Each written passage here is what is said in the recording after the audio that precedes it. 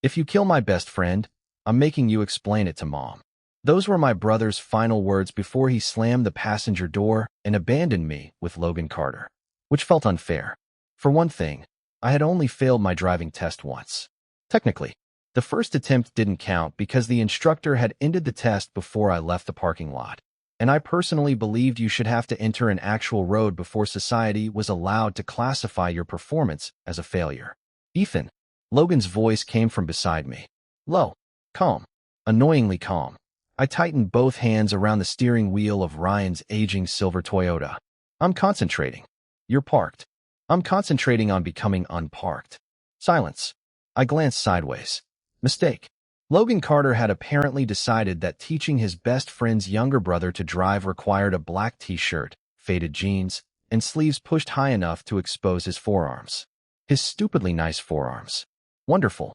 Exactly what I needed while operating 2,000 pounds of machinery. I snapped my attention forward. Logan had been Ryan's best friend since high school, which meant he had existed around our family for what felt like my entire life. Birthday parties, barbecues, Christmases, random Sundays when he appeared in our kitchen, opened the refrigerator like he paid rent, and stole whatever Ryan had been saving. He was also the first man I'd ever had a truly catastrophic crush on. Past tense. Obviously. Very past. Archaeological, practically. Seatbelt, Logan said. I looked down. Right. Testing you. You failed. I'm establishing your teaching style. His mouth twitched. That tiny almost smile was somehow worse than an actual smile. I pulled the belt across my chest and clicked it into place. Okay, what now? Start the car. I knew that. Then why are we still sitting here? I turned the key harder than necessary. The engine coughed awake. Logan leaned back, one arm resting loosely near the center console. Foot on the brake. Already there. Good. Check your mirrors. I reached for the rearview mirror. So far, I'm incredible. You've moved a mirror. Natural talent. This time he laughed. Quiet. Warm. My stomach performed something medically unnecessary. I ignored it. Drive. Brake. Mirrors. Logan was Ryan's friend. That was it. Then Logan leaned toward me. My entire brain shut down. His shoulder brushed mine as he reached past me toward the side mirror. Too far inward, he murmured. His face was suddenly close enough that I caught the clean scent of soap and something faintly woody. I stopped breathing. Apparently oxygen was optional now. Logan adjusted the mirror and settled back into his seat.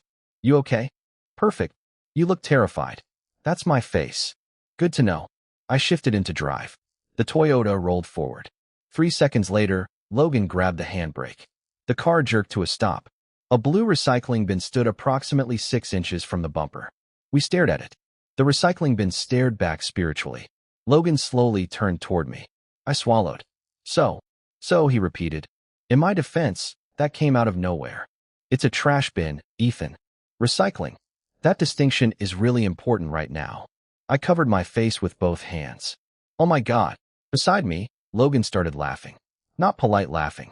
Actual laughing. Head tipped back. Eyes squeezed shut. Shoulders shaking. And somehow that made everything worse because Logan laughing had always been dangerous to me. At 17, I'd once walked directly into our patio door because he laughed at something Ryan said. At 21, I was apparently attempting vehicular homicide against municipal waste containers. Growth. Logan finally exhaled and rubbed a hand over his mouth. Okay. I'm glad my suffering brings you joy. New goal. What?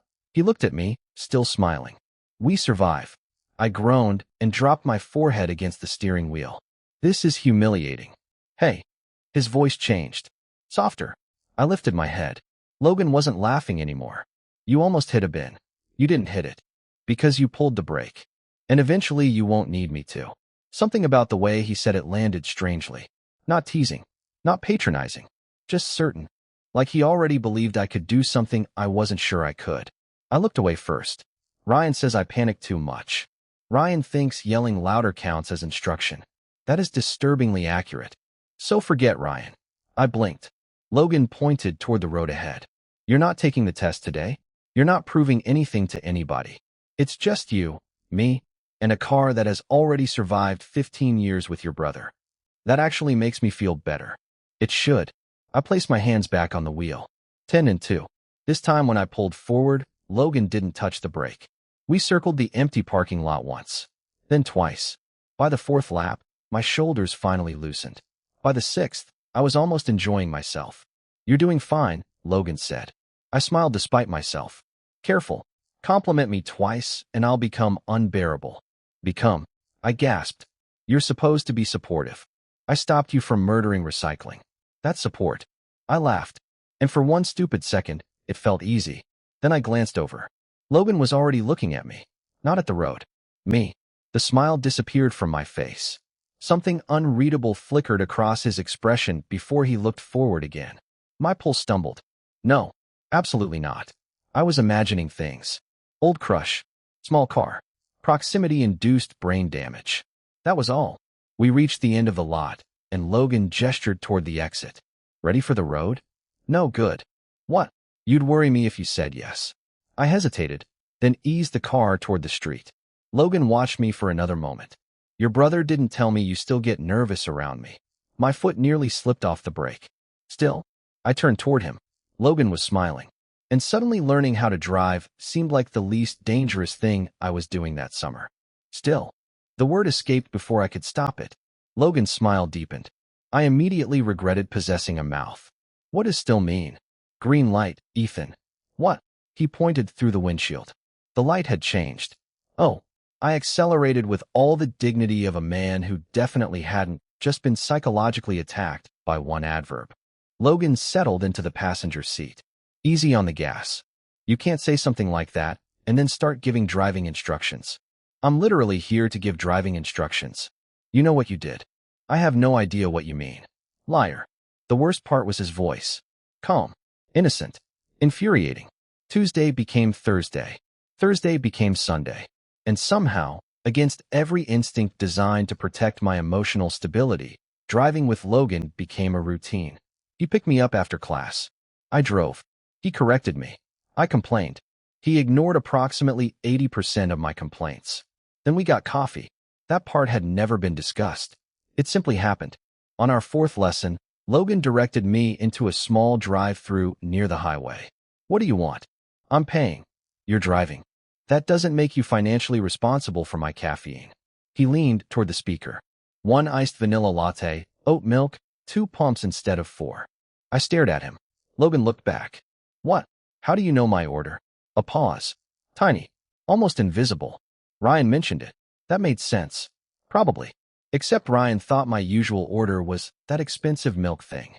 I narrowed my eyes. Logan handed me the cup. Road. Suspicious. By week 2, I could reverse without threatening public infrastructure. By week 3, Logan let me drive after sunset. Night driving was different. The world shrank to headlights, dashboard glow, and Logan's voice beside me. "Relax your shoulders." They are relaxed. They're touching your ears. I lowered them. Happy. Deeply. "You're very annoying for someone whose continued existence depends on my driving." His mouth curved. "You won't hurt me." The certainty in his voice made my fingers tighten around the wheel. "How do you know?" "I know you." 3 words. That was all. My stupid heart treated them like a marriage proposal. We stopped at a red light. Music played quietly through the speakers. An old indie song I'd obsessed over during freshman year came on. Logan tapped the steering wheel. "You still like this one?" I turned. There it was again. "Still." "How do you know I liked it?" He glanced at me. "You played it constantly." "When?" "Years ago." "You remember that?" The light changed. Drive, Miller. Deflection. Interesting. After that, I started noticing things. Logan knew I hated grape-flavored anything. He knew thunderstorms made me sleepy. He knew I'd almost transferred college's sophomore year. He knew I preferred fries without ketchup and that I always turned the radio down when I was nervous. Some of those things Ryan knew. Some he absolutely did not. Which raised a deeply inconvenient question. Why did Logan? Sunday night, we parked on a hill overlooking the city. It wasn't part of the lesson. At least, I didn't think learning parallel parking required a skyline. Logan handed me coffee. Correct order. Again. "You're getting better," he said. "At driving?" "At not panicking." I looked through the windshield. Below us, headlights moved through the streets like glowing veins. Maybe I just have a less terrible teacher. Careful. That sounded like a compliment. Don't get used to it. Silence settled. Not awkward. That was becoming another problem. I was getting comfortable with him. Too comfortable. Logan rested his elbow against the window. You still thinking about transferring after graduation? My head snapped toward him. What? He froze. There. For the first time since these lessons started, Logan Carter looked like he'd said something he shouldn't have. I never told Ryan that. His jaw shifted. Maybe you told me. I didn't. The car suddenly felt very small. I studied his face in the blue dashboard light. Logan. Ethan. How do you know that? He looked out the windshield. For several seconds, neither of us spoke. Then he exhaled. You told someone at Ryan's birthday party. That was 3 years ago. I remember. Of course he did. Like that explained everything. I looked down at my coffee. My exact coffee. Then at the man beside me who apparently remembered conversations I barely remembered having. A strange warmth spread through my chest. Dangerous. Hope-shaped. So you just remember random things about me? Logan turned toward me. His eyes held mine. They're not random. My breath caught. Then he reached over. For one insane second, I thought he was going to touch my face. Instead, his fingers passed beside my shoulder and gently tugged my seatbelt. Also, he murmured, you forgot this. Click. He sat back. I stared straight ahead, burning alive. Logan took a sip of coffee like he hadn't just detonated something inside my chest. And that was when I realized I had a problem. I wasn't wondering why Logan remembered me anymore. I was starting to wonder how long he had been paying attention. I can't do this. The words came out somewhere between an admission and a prayer. You are doing it, Logan said. No, I'm actively dying. You're going 52. Exactly. Nobody should move this fast voluntarily. Logan glanced at the speedometer. The limit is 65. Psychotic. It was our first highway lesson. I hated everything. The lanes were too narrow. The trucks were too large. Everyone around me seemed to have collectively agreed that turn signals were an optional feature. My hands strangled the steering wheel. 10 and 2. Death Grip Edition. Ethan, breathe. I am breathing. You're panting. That's advanced breathing. A truck thundered past us. The Toyota trembled. So did I. Keep your lane, Logan said. I'm trying. You're drifting right. I know. The word came out sharper than I intended. Logan went quiet. Immediately, guilt punched through the panic. Sorry. It's okay. No. A horn exploded behind us. I flinched. My hands jerked. The car swerved. Everything happened at once. Headlights. Horn. Logan saying my name. My heart slamming into my ribs. Ethan. I can't. Look ahead. I need to stop. You're not stopping here. I can't breathe. His voice changed. Not louder. Steadier. Listen to me. I did. Somehow. Ease off the gas. Good. Signal right. My fingers barely obeyed. There's an exit in half a mile. Stay with me. Another car passed. I stared forward. Half a mile felt like crossing an ocean on dental floss. Good, Logan murmured. You're okay. I wasn't. But his voice gave me something to follow. Signal. Exit. Brake. Turn. Then we were in an empty gas station parking lot. I parked badly. Didn't care. The second the car stopped, I let go of the wheel. My hands were shaking. Humiliation arrived immediately afterward. Fantastic. Nothing sexier than having a nervous breakdown beside the man you absolutely did not have feelings for. I'm sorry. Logan unbuckled his seatbelt. For what? That what? I laughed once, bitter and embarrassed. Whatever deeply attractive performance you just witnessed. Ethan, I almost caused an accident. You corrected. Because you told me how. That's why I'm here. I stared at my lap. Ryan would have made a joke. Not cruelly. That was just how we worked. Everything uncomfortable became funny before it could become real. So I waited for Logan to do the same. He didn't. Instead, his hand entered my field of vision. Slowly, he rested it over mine. Warm. Solid. My thoughts stopped. Look at me. I couldn't. Ethan. I lifted my eyes. Logan was watching me without amusement. Without pity. Somehow that was worse. You're okay. My throat tightened. I freaked out. Yeah. I yelled at you. I've survived worse. I nearly drove into another lane. And then you listened, corrected, and got us off the highway safely. His thumb moved once across my knuckles. Tiny. Barely anything. My entire body noticed. You don't have to pretend you're okay with me. There it was. The thing that hurt. Not because it was cruel. Because it wasn't. Nobody had ever said that to me like they meant it. I looked at our hands. His still covered mine. Why are you so nice to me? Logan's expression shifted. Is that unusual? For you? He almost smiled. I'm serious. So am I. Silence stretched between us. Outside, cars whispered over wet pavement. Inside, the air conditioner hummed. His hand stayed exactly where it was. You always do that, Logan said. Do what? Turn everything into a joke when you're scared. My stomach dropped. That is an outrageous accusation. See, maybe I'm naturally hilarious. You are. I blinked. Logan looked down, almost like he hadn't meant to say it. My pulse stumbled. And, he added quietly, you don't have to perform for me. That landed even harder. I swallowed. You really have been paying attention. His eyes returned to mine. For 1 second, neither of us moved. Then I became painfully aware of everything. His thumb against my skin. His knee inches from mine. The faint crease between his eyebrows. How close he was. Too close. Not close enough. I pulled my hand away. Okay. Logan leaned back immediately. No question. No attempt to stop me. Just space. Which somehow made me want his hand back. Ridiculous. I stared through the windshield. So, are you making me go back on the highway? No, I turned. No. Not tonight. Relief hit first. Then disappointment. Weirdly. Logan nodded toward the convenience store. Tonight we're getting terrible coffee, and I'm driving you home. I managed to smile. Giving up on me already? His gaze held mine. No, one word. Certain. Again. I'm making sure you want to come back. And 20 minutes later, sitting in the passenger seat while Logan drove us through the dark, I realized something terrifying. I didn't want to come back. Not for the highway. Not for the license. For him. And for the first time, I was beginning to suspect Logan already knew.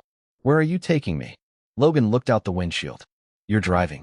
That is an aggressively unhelpful answer. It was Thursday night, 2 weeks after my highway disaster, and apparently surviving one panic attack had convinced Logan I was ready to be murdered somewhere scenic. The city disappeared behind us. Streetlights thinned. Houses became fields. You know, I said, if Ryan finds my body in a ditch, this is going to make Thanksgiving awkward. He'll blame your driving. Wow. Turn left. There was barely a road. Just cracked asphalt disappearing between dark trees. Logan, trust me. 2 words. My hands loosened on the wheel. Annoying how effective they were. I turned. 10 minutes later, the trees opened onto an empty overlook above the city. Lights glittered far below us, soft and distant. I parked. Correctly. Logan inspected the lines. Not terrible. I gasped. Was that praise? Don't ruin it. I killed the engine. Suddenly the car became quiet. Not empty. Quiet. There was a difference with Logan. Dashboard light painted one side of his face blue. He leaned back, looking toward the skyline. You come here a lot? Used to. With Ryan? No, something in his voice stopped me from joking. With who? Mostly myself. I turned toward him. That surprised me. Logan had always seemed like someone who belonged everywhere. At our house. At parties. Around strangers. I'd never imagined him needing somewhere to disappear. I almost left 3 years ago, he said. What? Had a job offer in Seattle. I frowned. Ryan never told me. I never told Ryan. Now that was interesting. You tell him everything. No, I don't. You practically share a brain. That explains why I'm getting dumber. I laughed. There he was. Then silence returned. Why didn't you go? Logan's jaw tightened slightly. For a second, I thought he'd answer. Instead, your turn. My turn for what? Drive. Seriously? You need nighttime practice. Deflection. Fine. I started the engine. It coughed. Then died. I stared at the dashboard. No, I tried again. Click. Nothing. Oh, fantastic. This is how horror movies begin. Logan sighed. Pop the hood. I don't know how. Of course you don't. Excuse me, Professor NASCAR. He got out. I reached for my door, then noticed the glove compartment hanging slightly open. Something inside had shifted forward. A photograph. I pulled it out. Old. Bent at one corner. Ryan stood in the middle, 19 and obnoxiously sunburned, one arm around Logan. And behind them, me, 17. Skinny. Awkward. Holding a soda. I remembered that day. Ryan's graduation barbecue. I'd spent half of it pretending not to stare at Logan. God. I turned the photo over. 3 words were written on the back. Ryan, 19. Logan, 20. Ethan, 17. I froze. I knew Ryan's handwriting. This wasn't it. The driver's door opened. I jumped. Logan leaned inside. Battery connection. Give me. He saw the photograph. Silence. Not normal silence. Caught silence. I lifted it. What is this? His expression became unreadable. An old picture. Thank you, detective. I flipped it around. You wrote this. Logan didn't deny it. My heart started doing that deeply inconvenient thing again. Why do you have a picture of me from when I was 17? It's a picture of all of us. In your glove compartment. Yes. For 3 years. His eyes held mine. Longer. Oh. Something warm and dangerous opened beneath my ribs. I looked at the photograph again. At 17-year-old me standing 3 feet behind Logan, trying desperately to look anywhere else. You kept it. I keep pictures. Ryan has sent you approximately 8,000 pictures since then. Probably. And this one lives in your car. Logan exhaled. Ethan. There it was. The warning. Except I didn't want to retreat anymore. Not after the coffee. The songs. The things he remembered. His hand over mine. They're not random. I looked directly at him. Why? His face softened for half a second. Then his phone rang. Ryan. Of course. Logan looked at the screen. I almost laughed. My brother had developed supernatural timing specifically to ruin my life. Logan answered. Hey. I looked away, pretending the city was suddenly fascinating. Then Ryan's voice crackled faintly through the phone. You know he's off limits, right? Everything inside me stopped. Logan went still. His eyes flicked toward me. Then he turned away. I know. My stomach dropped. Ryan said something I couldn't hear. Logan's voice came quieter. Controlled. Nothing's going to happen with Ethan. There are sentences that hurt because they're cruel. And then there are sentences that hurt because some stupid part of you had started hoping for the opposite.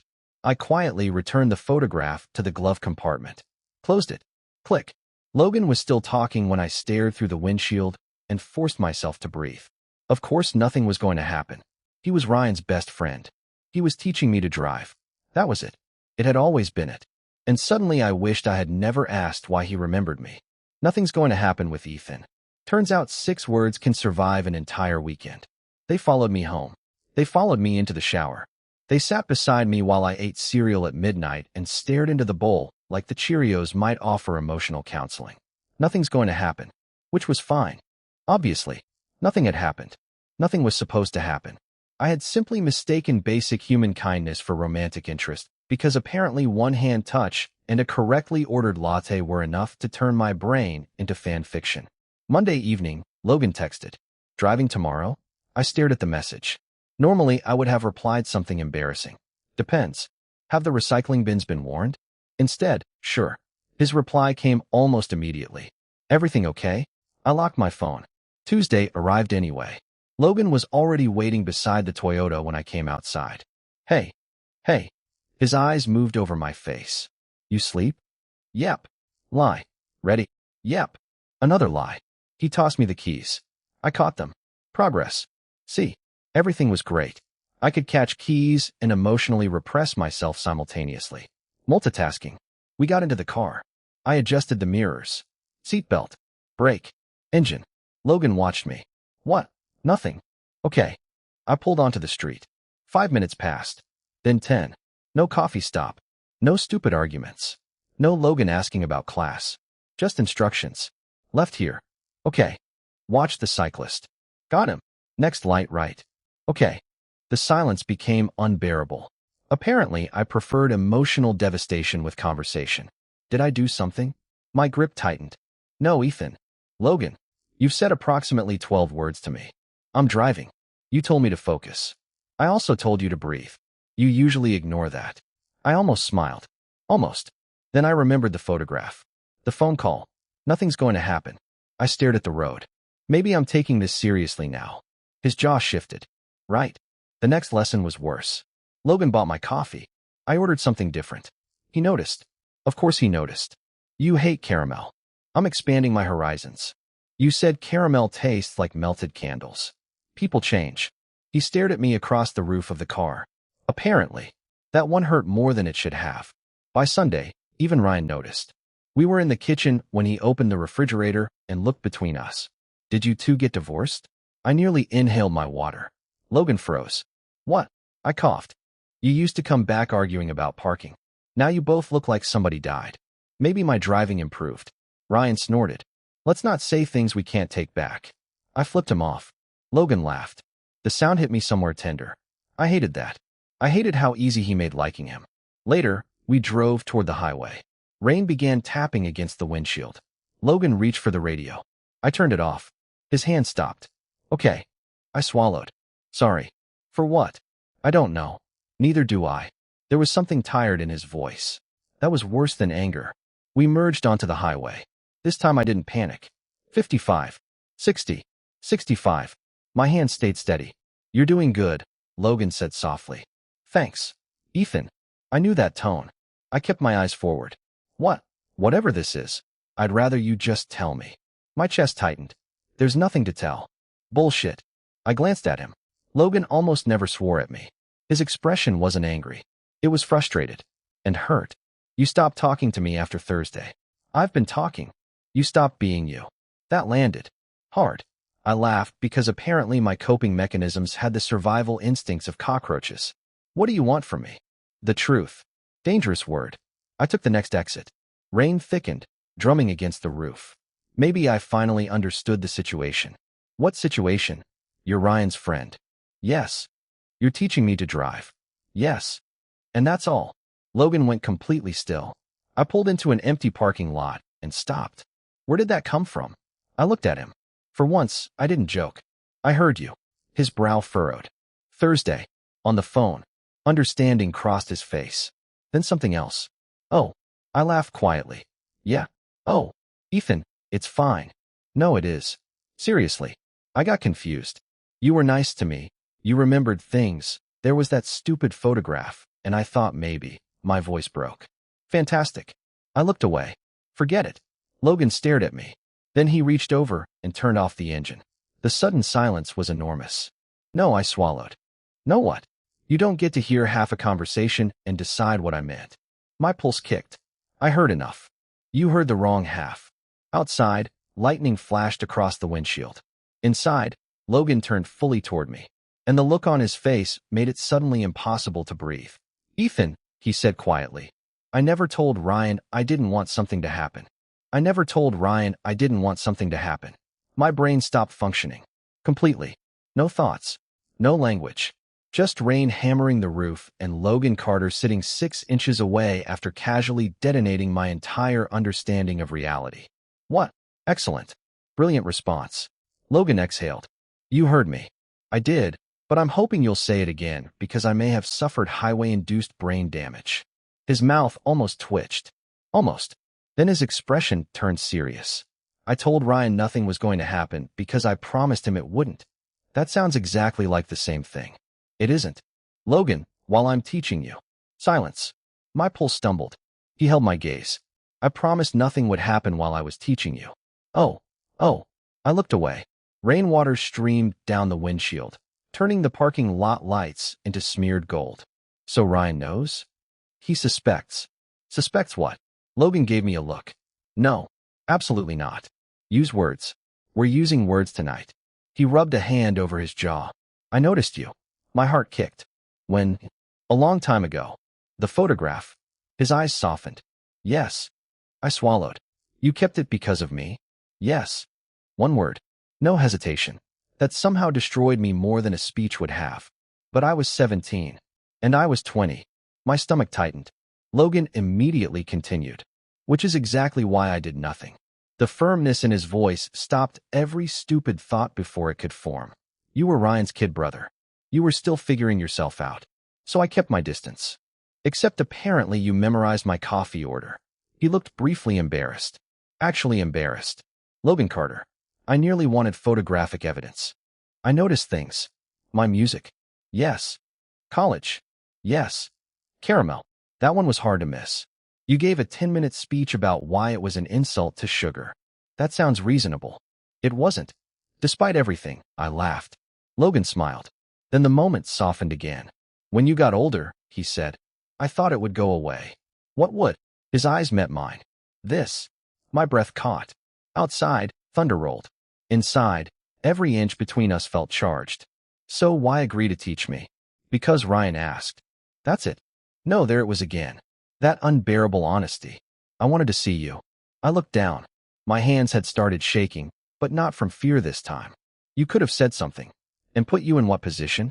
I'm your brother's best friend. I'm older. I'm teaching you something you already feel insecure about. His voice dropped. I wasn't going to make you wonder whether every lesson came with expectations. That hit somewhere deep. Every time Logan had backed away. Every time he had given me space. Every almost touch he hadn't turned into more. It hadn't been rejection. It had been restraint. I thought you didn't want me, I admitted. Logan's jaw tightened. Ethan. What? That has never been the problem. My entire body went warm. He looked at my mouth. Just once. Tiny. Impossible to mistake. I forgot how lungs worked. Then Logan reached into the cup holder. He picked up the keys. Placed them in my palm. If you want to leave, drive. I stared at them. What? I mean it. You're not trapped here with me. You don't owe me an answer because I admitted something. His fingers closed mine around the keys. You decide. That word. Decide. For weeks, he had taught me when to break. When to turn. When to merge. Now he was giving me the choice without telling me which direction to take. I looked toward the road. I could leave. Maybe I should.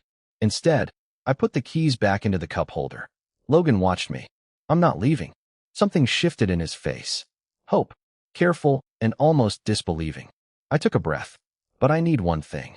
Anything. Stop treating me like Ryan's little brother. His gaze held mine. Slowly, Logan leaned closer. Not touching. Just close enough that my heartbeat became embarrassing. I haven't thought of you that way in a very long time. My throat went dry. Good. His eyes dropped to my mouth again. Then he leaned back. I nearly screamed. What are you doing? Keeping my promise. I stared at him. You have got to be kidding me. He laughed. Actually laughed. You pass your test first. You confess all that, and now develop principles. I've always had principles. Terrible timing. Logan's smile softened. Pass the test, Ethan. And then, his eyes darkened. Then you decide what happens next. I picked up the keys. Started the engine. The rain was already easing when I pulled back onto the road. And for the first time since Logan started teaching me to drive, I wasn't waiting for him to tell me where to go. You're doing that on purpose. I kept my eyes on the road. Doing what? Flirting. I gasped. Logan Carter, I am trying to operate a motor vehicle. You just asked if I liked watching your hands on the gear shift. It was a driving-related question. It was absolutely not. I smiled. The rule had been Logan's idea. No kissing. No dates. No doing anything remotely boyfriend-shaped until I passed my driving test. A mature boundary. Responsible. Respectful. I hated it. Because now we both knew. Every glance meant something. Every accidental brush of our knees became a federal emergency. And Logan, infuriatingly, had self-control. I was beginning to consider that a character flaw. Parallel parking, he said.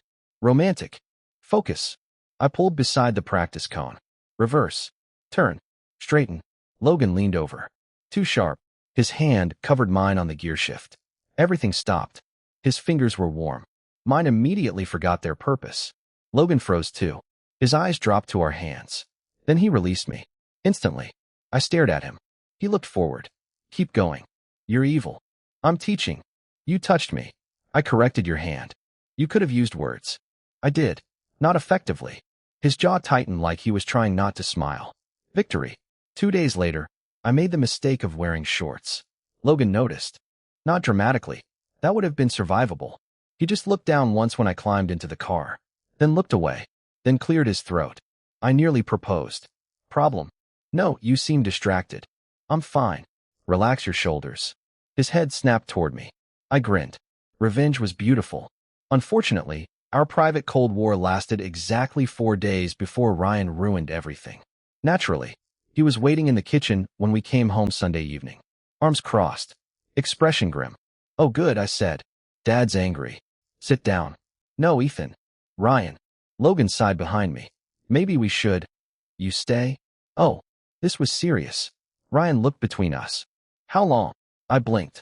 How long what? How long has this been happening? Nothing is happening. Ryan pointed at Logan. That is exactly what he said. Well, for once he wasn't lying. Logan stepped forward. Ryan, you promised me. I kept the promise. Barely, apparently. Something hot flashed through me. Stop talking about me like I'm not here. Ryan turned. I'm trying to protect you. From what? Silence. I laughed once. From Logan? That's not what I mean. Then say what you mean. Ryan dragged both hands over his face. He's my best friend. And you're my brother. Yes. Congratulations on identifying everyone. Ethan. No. You don't get to decide who I'm allowed to want. Ryan's expression changed. This isn't about you being gay. I know. That stopped me. He looked at Logan. It's about him hiding this from me. Logan's face tightened. I wasn't hiding a relationship. There wasn't one. But you wanted one. Yes. The word landed hard. Ryan stared at him. Logan didn't look away. Yes, he repeated. I do. My heart performed a backflip. Terrible timing. Still appreciated. Ryan looked at me. And you? I swallowed. There were easier answers. Jokes. Deflections. My usual escape routes. Instead I said, yeah. Quiet. Certain. I want him to. Nobody spoke. Then Ryan groaned and dropped into a chair. This is my nightmare. You're being dramatic. My little brother and my best friend. I'm 21. You ate a frozen waffle in the shower last month. I was late. That does not make it better. Logan coughed suspiciously into his fist. I glared at him. Don't encourage him.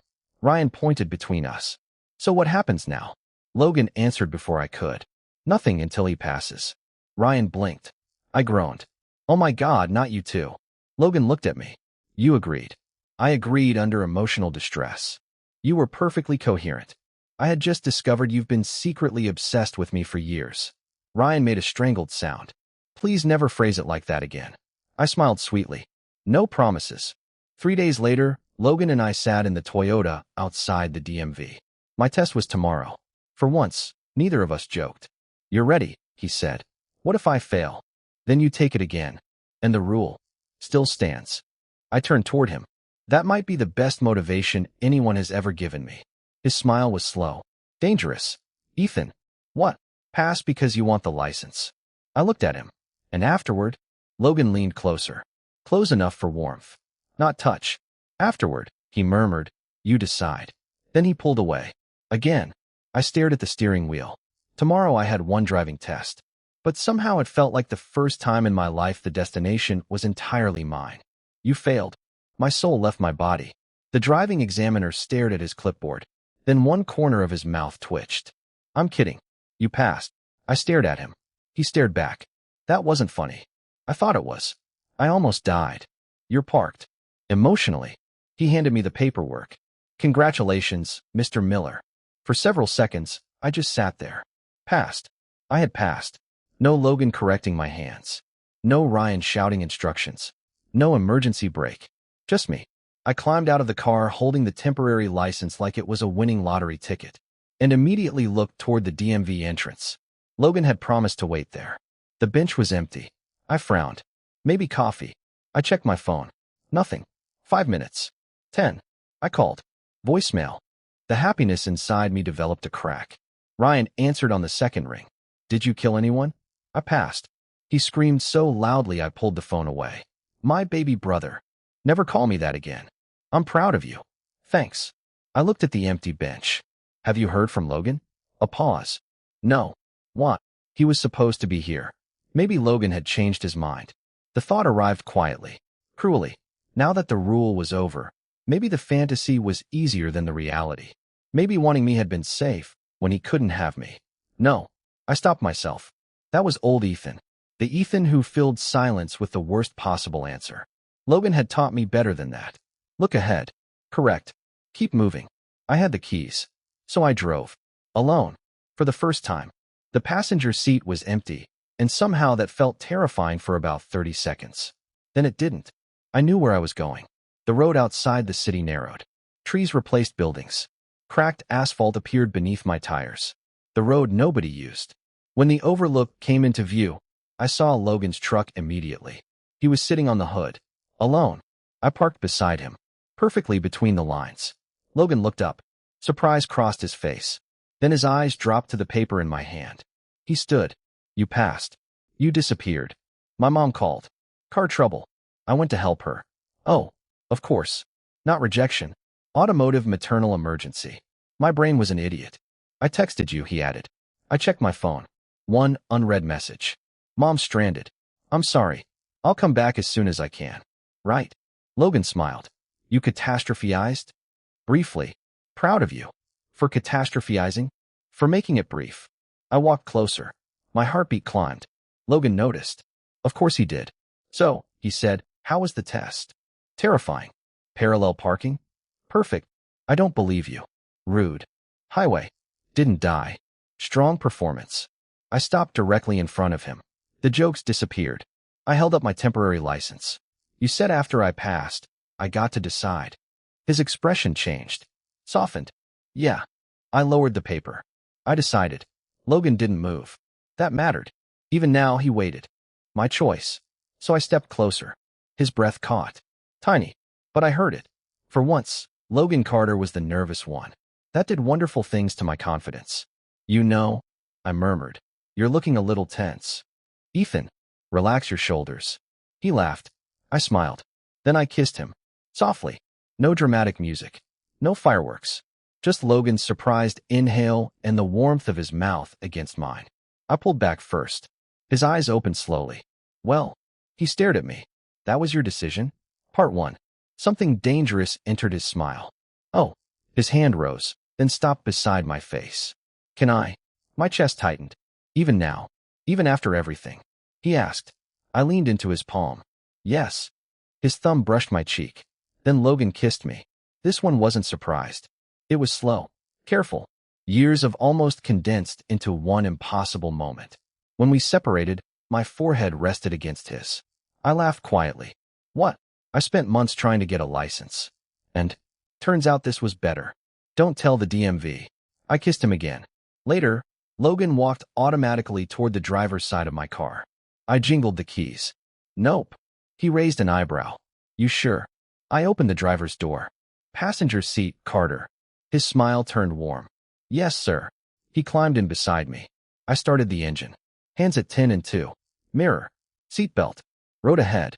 Logan reached toward my hand, then paused. I turned my palm upward and threaded my fingers through his.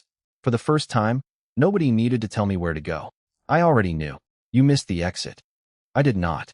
Logan looked at the highway sign disappearing behind us. You absolutely did. I'm taking the scenic route. We're 20 minutes late. That sounds like Ryan's problem. As if summoned by irritation alone, my phone rang through the car speakers. Ryan. Logan laughed. Don't. I answered. Hello, beloved brother. Where the hell are you? Driving. I gathered that, Ethan. Dinner was at 7. I glanced at the dashboard. 7:23. Time is a social construct. You live 12 minutes away. Traffic. Logan made the catastrophic mistake of laughing. Silence came through the speakers. Then Ryan sighed. Is he there? No, Ethan. I'm being kidnapped. You're driving. Very observant. Just get here before Mom decides you're dead. He hung up. 3 months had passed since my driving test. 3 months since Logan kissed me on the road nobody used. 3 months since I discovered having a boyfriend who had known me for years meant he possessed an unacceptable amount of embarrassing historical information. He knew about my 7th grade haircut. He knew I cried during animated movies. He knew I once told Ryan I would probably never date because relationships seemed exhausting. Logan had brought that one up on our 2nd official date. I considered ending things immediately. Unfortunately, he kissed me afterward. Negotiations collapsed. You really did miss the exit, Logan said. I know. Why didn't you admit it? Because you looked happy. His expression softened. Disgusting. I preferred when he was annoying. The highway stretched ahead beneath the evening sky. I looked at the lanes, then realized something. This was the same highway. The one where I'd panicked. The one where my hands had shaken so badly I could barely hold the wheel. I remembered the horn. The truck. My lungs refusing to work. And Logan's voice. Listen to me. Half a mile. Stay with me. Now I was doing 65. One hand rested comfortably on the wheel. My shoulders weren't touching my ears. I was breathing. Normal breathing. Not advanced breathing. You okay? I glanced at Logan. Yeah. He studied me. What? Nothing. You're doing the face. What face? The one where you have an emotion and resent it. I don't have those. Obviously. I smiled. Then something occurred to me. You know what's weird? Everything about you. Dating me has made you mean. I learned from Ryan. Traitor. I reached toward the center console. My hand stopped halfway. An old photograph sat in the cup holder. The photograph. Ryan at 19. Logan at 20. Me at 17. I picked it up at the next red light. You moved this. Logan glanced down. Yeah. Why? It kept getting buried in the glove compartment. My chest did that warm, embarrassing thing. I turned it over. The old handwriting was still there. But beneath it, Logan had added something. Ethan, 21. Finally learned to drive. I stared at him. You're such a loser. You're emotional. I'm breaking up with you. Again. This time permanently. Okay. Why aren't you fighting for us? The light turned green. Logan pointed ahead. Drive, Miller. I laughed and accelerated. By the time we reached Ryan's house, Mom was already standing in the doorway. Ryan was behind her with his arms crossed. You're late. I climbed out. I missed an exit. Logan emerged from the passenger side. Ryan stared, then smiled slowly. Oh, wow. What? You admitted you made a driving mistake. I'm leaving. Mom hugged me before I could escape. Logan walked past Ryan. Ryan caught his shoulder. For a second, they looked at each other. Months ago, that moment would have tightened every muscle in my body. Now Ryan just muttered, You're still annoying. Logan nodded. Love you too. Ryan shoved him. Progress. Later, after dinner, Logan and I drove home. The highway was almost empty. City lights shimmered ahead. His hand rested on the center console, palm upward. An invitation. Never an assumption. I slid my hand into his. His fingers closed around mine. Once, I had thought learning to drive was about passing a test. Then I thought it was about Logan. I had been wrong both times. It was about learning that fear didn't always mean stop. Sometimes it meant slow down. Look ahead. Choose. Move. The boy who had once been terrified of the highway was gone. So was the boy who waited for everyone else to tell him what he was allowed to want. Logan squeezed my hand. Where to? Months ago, I would have asked him. Which road? Which turn? What if I get it wrong? Tonight, I looked at the open highway ahead and smiled. I know a road nobody uses. Logan turned toward me. And just like that, I was 17 again for half a heartbeat. Except I wasn't standing in the background anymore. I wasn't watching someone else live the life I wanted. I was driving. The city disappeared behind us. The road opened ahead. And with Logan's hand in mine, I kept going.